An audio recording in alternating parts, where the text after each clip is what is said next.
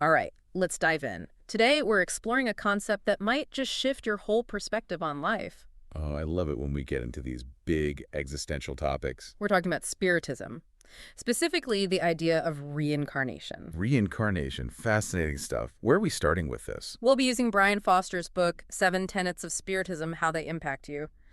Buckle up, this is going to get deep. Sounds like a good one. Foster always has interesting takes on things. So what's he saying about reincarnation? Well, right off the bat, Foster hits us with this concept of immortality. Immortality. Not just living a long life, I'm guessing. Exactly. He's suggesting that our spiritual existence just completely overshadows our physical life, like by a mind-boggling degree. I can see where this is going already. The classic spiritual versus physical lifespan comparison. He even makes this analogy: imagine a human lifetime as just a fraction, a tiny fraction of a second in a whole year. Wow. Yeah, that really puts things in perspective, doesn't it? That's how he's framing the vastness of our spiritual existence compared to our time here on Earth. And that vastness, that's where things get really interesting, right? According to Spiritism, that's what allows for the evolution of our souls over countless lives. So it's not just about living forever, but about constantly growing and evolving. Precisely. All our experiences here on Earth, all the ups and downs, they all contribute to that spiritual development. It's like Earth is a training ground for our souls. Okay, that makes sense. So if Earth is this training ground, what exactly are we here to learn? Well, Foster breaks down 7 core tenets of Spiritism. 7. I'm intrigued. What are they? Let's see. We've got God, Jesus, multiple lives, balancing karmic debts, accumulating experiences, the whole concept of family groups traveling through lifetimes together, predestined plans, and even spirit guides. Wow, that's quite a list. Sounds like a lot to unpack. Oh, it definitely is. And the really interesting thing is, Foster argues that these aren't just abstract concepts, they're active forces shaping our lives every single day. Whether we realize it or not. Exactly. So even if someone's never even heard of Spiritism, these tenets could still be influencing their life. I'm already seeing how this could really change how people view their lives, their decisions, everything. Absolutely. Okay, so we talked about multiple lives. What about reincarnation specifically? How does Foster address that? He shares a really personal anecdote about a message he got from a medium. A medium. What kind of message? Well, it hinted at a possible past life of his. Oh, wow. Yeah, and this experience really made him examine his life choices, his career, his whole sense of right and wrong. It all came into question. Makes sense. If you suddenly had a glimpse into a past life, you'd probably start questioning everything too. Totally. And that experience ties into this whole idea of karmic debts. Foster says we all carry these debts from past lives, and each lifetime gives us a chance to kind of work through them. It's not just about paying back what we owe, though, right? Right. It's also about gaining wisdom, new skills, new experiences, all of it contributing to our evolution. It's a constant cycle of learning and growth, carrying those lessons with us into each new life. But do we actually remember those past lives? Like consciously? Foster doesn't believe we have direct access to those memories, at least not consciously. But he suggests they still have a subtle influence on us. Wait, how? They shape our instincts, our conscience, the way we react to situations. It's like they're working behind the scenes, guiding us in subtle ways. So even if we don't remember the specifics, those past lives are still a part of us. Exactly. They're woven into the very fabric of who we are today. Okay, so we've talked about individual lives, but what about our relationships? That's where things get even more interesting. Foster suggests that our souls actually travel in groups across lifetimes. Groups? Like what, reincarnation buddies? Sort of. He proposes that we often return as family members or close friends with the same souls over and over. So the people in our lives now, we might have known them in past lives. That's a fascinating idea. There's this example he gives in the book about a couple who discovered that their daughter in this lifetime had also been their daughter in a past life, back in Roman times. Wow, that's incredible. Yeah. Makes you wonder about all the connections we have that go way deeper than we realize. Right. And it's not always these happy reunions either. Sometimes those difficult relationships within families, those could actually be karmic scenarios playing out. Like we're working through past life issues with those same souls. Exactly. And those challenges, those conflicts, they're actually opportunities for growth, forgiveness, learning to love unconditionally. Foster even jokes about struggling to remember his children's names sometimes and wondering how many wives and kids he's had over countless lifetimes. Haha, I love that. But it really does make you think how vast our soul's journey might be and how many relationships we might have formed over those countless lifetimes. It's a bit mind-boggling. But it makes those everyday interactions, those small moments with loved ones, seem even more precious, doesn't it? Definitely. So we're on this journey, learning and evolving, maybe even working through things from past lives with the same souls. But is anyone or anything actually guiding us? That's where the concept of spirit guides comes in. Spirit guides. Okay, tell me more. Foster describes them as these unseen beings who are constantly helping us, orchestrating events, subtly nudging us towards our destined paths. It's like there are unseen cheerleaders guiding us along the way. Exactly. Think about it. Have you ever had a sudden gut feeling that saved you from a bad situation? Or felt a strong urge to take a different route or do something completely unexpected? Those could be your spirit guides trying to communicate. I've definitely had those moments, but Yeah. I never thought of them as maybe coming from spirit guides. Foster tells some incredible stories in the book about these subtle interventions.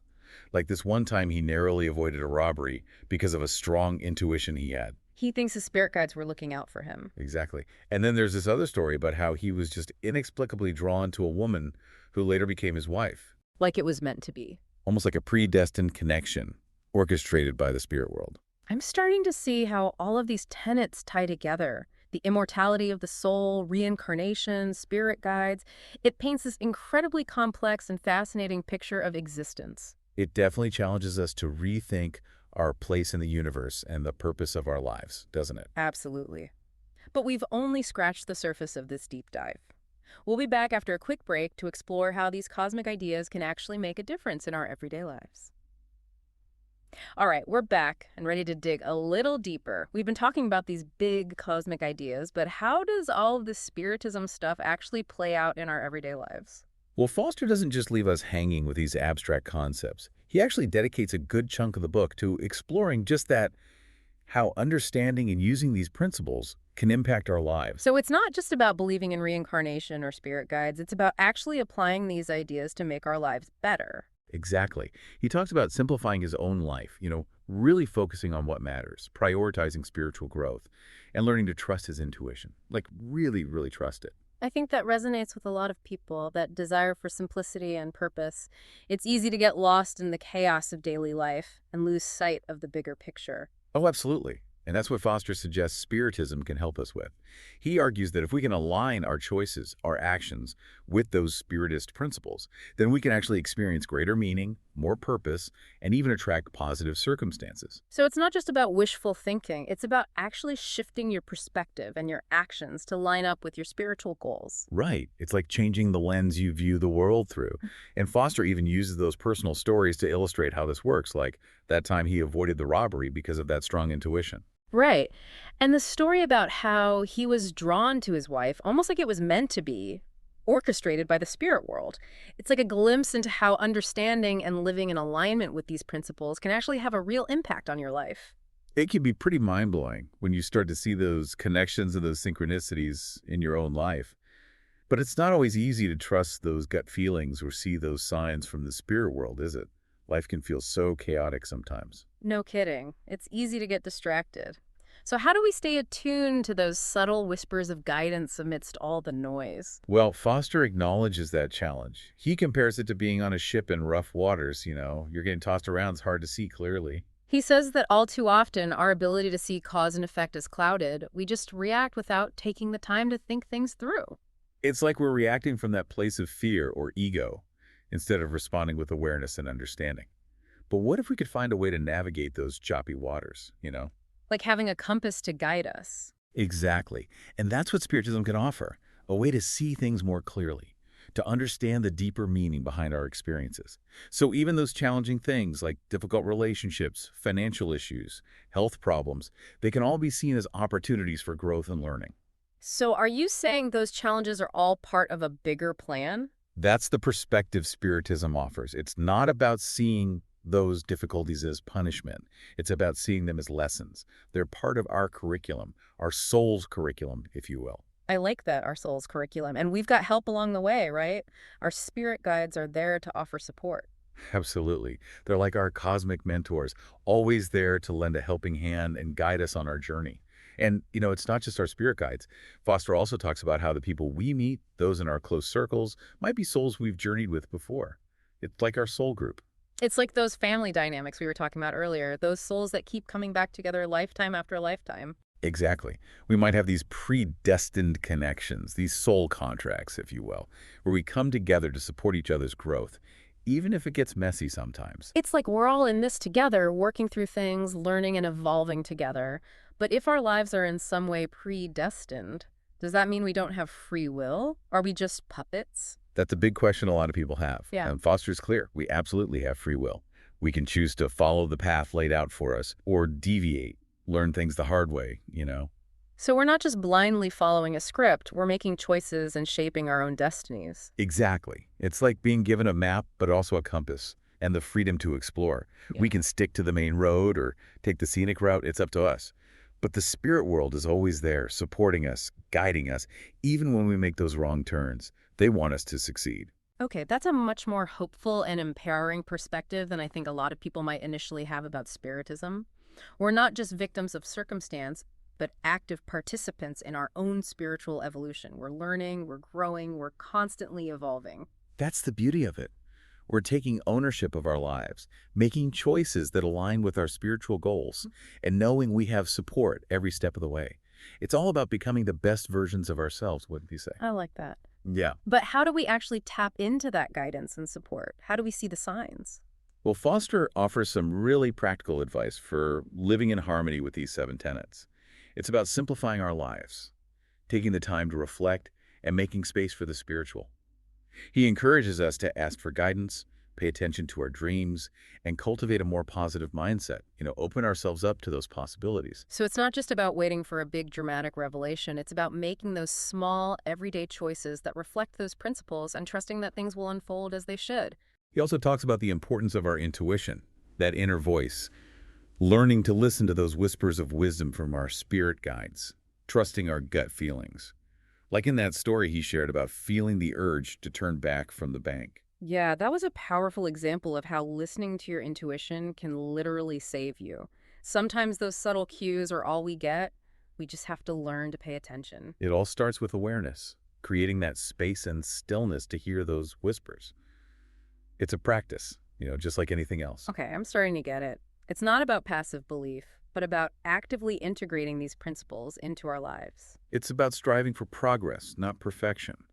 We're all a work in progress, after all, constantly learning and evolving through those experiences. It's about embracing the journey and learning from those mistakes rather than beating ourselves up for them. Exactly. And that's what Spiritism's all about, supporting us as we become those best versions of ourselves in both our spiritual and human forms. This is all incredibly fascinating, but I'm still wondering, how does all of this tie into the bigger picture of reincarnation? Do we choose our next life?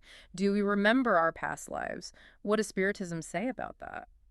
Those are great questions. And, Foster explores those deeper questions in some of his other books that focus more specifically on reincarnation and the spirit world. So there's even more to uncover. I'm definitely going to have to check those out. We've definitely covered a lot of ground in this deep dive. It's amazing how these concepts really spark curiosity, isn't it? Makes you think about things in a whole new way. Definitely. And on that note, we'll be right back to wrap up this deep dive with some final thoughts and takeaways. Stay with us. We're back. It's been quite a deep dive so far, huh? We've been exploring Spiritism, reincarnation, spirit guides. It really makes you think about life, death, and what it all means. It really challenges those conventional ideas, doesn't it? All these lifetimes, these connections that go beyond just one life. It's a big shift in perspective. Yeah. And one thing that keeps coming up for me is this idea of choice. If there are these predestined plans and spirit guides influencing us, if we're working through karma from past lives, where does free will fit in? Do we actually have control over our lives, or is it all just predetermined? Right. It's like, are we really making choices? Or are we just going through the motions? Yeah. Well, Foster addresses this head on. He's very clear that Spiritism doesn't view us as puppets. We have the power to choose, to make decisions, to deviate from the path, even learn things the hard way if we want to. He even compares it to having a map with a recommended route. Oh, I like that. You can stick to the main road or veer off and explore, knowing it might get a little bumpy. So we're not just blindly following a script, we have some say in how things unfold. But what about those times when we ignore our intuition and things go wrong? Is that us taking those detours? It could be. It's like maybe those are the times we're learning those tough lessons. Okay, so even when we mess up, it's still part of the learning process, part of that soul's journey. Exactly. It's about recognizing that we're active participants in our own evolution. We're not just along for the ride.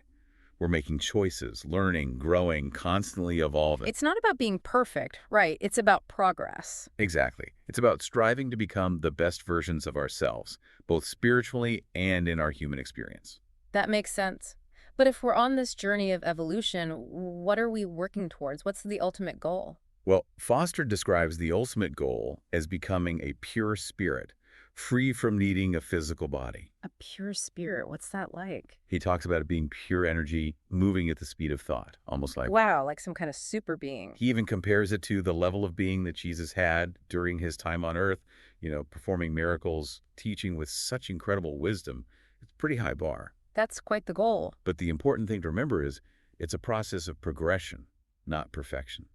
So those everyday acts of kindness, those moments of empathy, all those little choices we make, those are all contributing to our spiritual growth. Absolutely. They're all part of it, those little building blocks that help us become more aligned with our true nature. So it's not about waiting for some grand enlightenment. It's about those everyday choices, those small acts of love and compassion. Right. It's about making those choices that reflect that growing awareness. This has been so insightful. But thinking about all of this, the lifetimes, the spirit guides, the whole cosmic picture, it can feel a little overwhelming. Where do we even begin to make sense of it all? It's definitely a lot to take in, but I think there's also something very liberating about it. We're part of something so much bigger than ourselves. I like that. It's like we're all part of this grand tapestry, each of us adding our own unique thread to the design. It's a reminder that those little moments, those seemingly insignificant choices, they all matter. They're all part of something much greater. Wow, that's beautiful. This deep dive has really given me a whole new perspective. Thanks for guiding us through this. It's been a pleasure diving into these concepts with you. And for our listeners, we want to leave you with this thought from Brian Foster. If life is a learning experience that spans across multiple lifetimes, what skills are you here to cultivate in this particular lifetime? What are you meant to learn and master? It's something to ponder.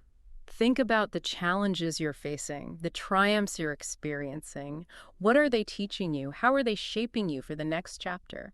This deep dive might have sparked something in you, a desire to learn more, to explore these concepts on your own.